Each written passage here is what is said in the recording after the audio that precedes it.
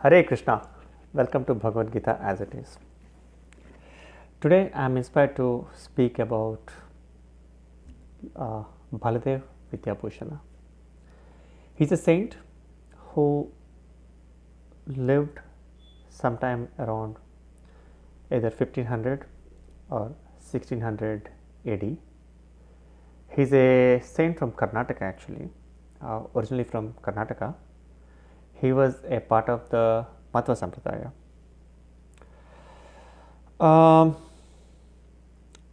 He is a very intelligent person. The goal of this talk is to highlight how the erstwhile rishis of India, the saints, had supernatural intelligence compared to what we see at Stanford University or Princeton University or MIT today. And specifically, I will discuss how Srila Baladev Vidhyabhushana wrote a commentary on Vedanta Sutra in 3 days. In contrast, if we take 100 MIT, Princeton, Stanford PhDs, keep them in a room and give them a commentary on Vedanta Sutras, will they even be able to understand it today? I don't think so, based on my experience. I'm a Princeton PhD and it's taken me quite some time to start assimilating Vedanta Sutra, and I'm maybe 0.5% so far into it.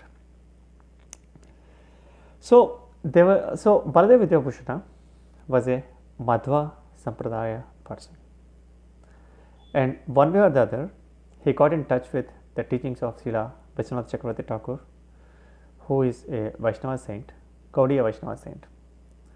So there are many branches of Vaishnavism. In ISKCON, we follow what is called Gaudiya Vaishnavism, which is Vaishnavism that is practiced in the areas of Bengal. The misfortune of Bengal is the Bengali Brahmanas have forgotten their true values, and they are too much addicted to their fish eating. In fact, it's outrageous to call fish as jalapushp, a water flower, and practically the Bengalis, you see that they were very stalwart literature, but they don't have much to show today because of the offenses which they do in the name of Mother Kali. Mother Kali, being the mother of all living beings, is equiposed to all animals, all plants, and all humans. If Mother Kali demands that she be fed meat, then she would not deserve to be a goddess. There is certain qualification which one needs to have to become God. So anyway, he got in touch with Gaudiya Vaishnavas, and he really liked the philosophy of Gaudiya Vaishnavism, and he practically switched.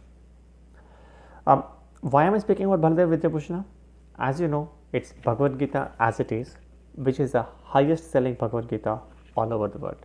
This is translated by Srila A.C. Bhaktivedanta Swami Prabhupada, the founder Acharya of ISKCON, into English, giving a word for word translation for all the 700 something slokas.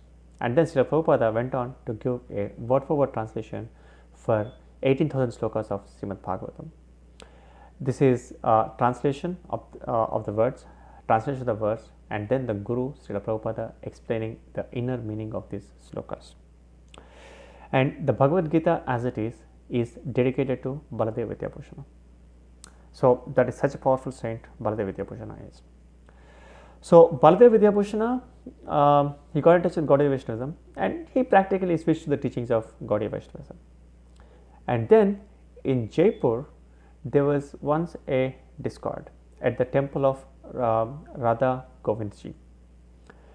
So I believe the deities of the Jaipur temple actually came from Vrindavan, but I'm not entirely sure about this right now. I'm sorry.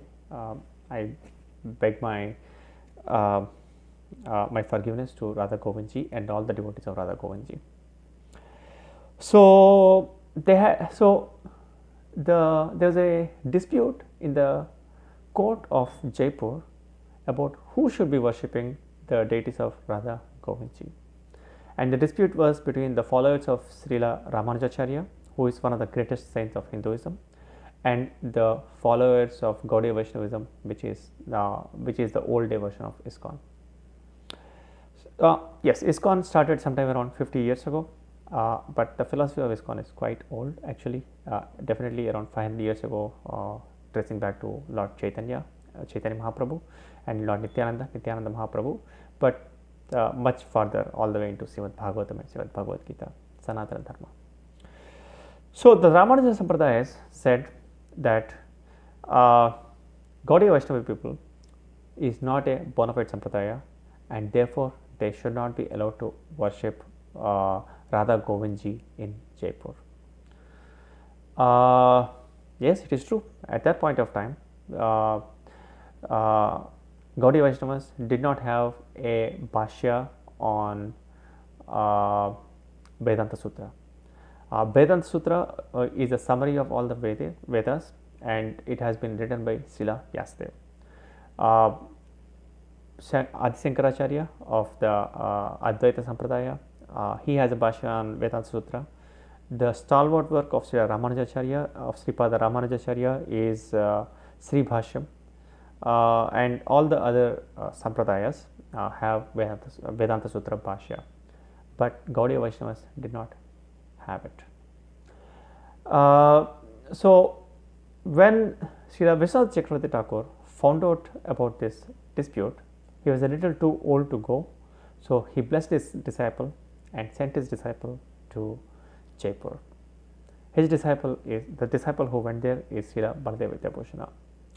So Srila Baladev Vidhyabhushana told the king, yes, we do not have a commentary on Vedanta Sutra, but please give me 3 days to show you a copy of Vedanta Sutra. I will write it in the Gaudiya Vaishnava Parampara. He went there and sat in front of the deities of Radha Govindji and just prayed Radha Govindji to help out. Radha Govindji just helped out, and within 3 days, Gaudiya Vaishnavas had their version of commentary on Vedanta Sutra. Now, one must also understand that the most natural commentary on Vedanta Sutra is Srimad Bhagavatam, because Srila Vyasadeva, he wrote Vedanta Sutra. He was still not satisfied. This is discussed in Srimad Bhagavatam, 1st canto, 4th chapter, I think 28th sloka or something like that, towards the end of 4th chapter in 1st canto of Srimad Bhagavatam. And I beg you to kindly check out a Bhagavatam which has Sanskrit in it. For example, in ISKCON, we have translated Srimad Bhagavatam word for word from Sanskrit to English and Telugu, Marathi, Gujarati, Hindi, Chinese. Please, the Srimad Bhagavatam is the peace weapon of India on China, so that India and China can live together peacefully. And they are very nice Hare Krishna Chinese devotees. They do Radha Yatra publicly in China. Hare Krishna is the unstoppable Jagannath cart. So anyway, Srila Baladev Vidhyabhushana sat in front of the deities of Radha Govindji and Radha Govindji dictated Vedanta Sutra to Baladev Vidhyabhushana, and so Srila Baladev Vidhyabhushana showed it in 3 days and he called it Govinda Bhashya. That is why in ISKCON the Vedanta Sutra is called Govinda Bhashya, because it is personally dictated by Radha Govindji. Now, the summary of all the teachings of Srila Shankaracharya is Bhaja Govindam. So that's how ISKCON came up with Govinda Bhashya summary of Vedanta Sutra in 3 days. Another interesting thing is there are actually 2 versions of, if you search for Govinda Bhashya PDF in Google, you will run into two versions of Govinda Bhashya on the internet in English. One of them is atheistic, the other one is theistic. I mean, it's nice to read Govinda Bhashya from an atheistic point of view, but theism is the ultimate. So why don't you just read a theistic version? The theistic version is written by Banu Maharaj, who is actually I would say a person who was born outside India, and he resides somewhere in the east coast of India. And there is also an atheistic version of it, and this material is very powerful. While the theistic is the highest, even the atheistic one, it will improve your level of thinking. For example, our modern physics is bound by probability barriers, whereas you will see that by chanting Vedic mantras or by chanting of Vedanta Sutra or Srimad Bhagavatam, Srimad Bhagavad Gita, stuff happens which is well outside the probability barriers, and this is something which you can verify for yourself. And this is what Lord Krishna is saying in Bhagavad Gita 9th chapter 2nd sloka. Rajavidya rajaguhyam pavitram idam uttamam pratyaksham avagamam dharyam sushukam kartum avyayam. This is the king of knowledge. It is easy to execute and you will have a direct experience. Don't believe something because I am saying it, or because Bill Gates is saying it, or Srila Prabhupada is saying it. Please verify for yourself. Your sadhana should be so first class that you see Vaikuntha yourself direct. Pratyaksham avagamam dharmyam. I would like to thank Lord Jagannath. It's only because of his mercy that I am able to speak today. Thank you very much. Please invest in yourself.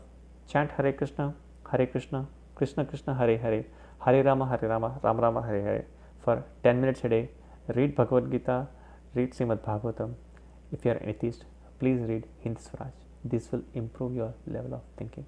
Thank you very much. Please give me your blessings that I become a good student of Bhagavad Gita and a good student of Ramayana, a good student of Shiva Puran, and a good student of all the rishis of India. Thank you. Hare Krishna.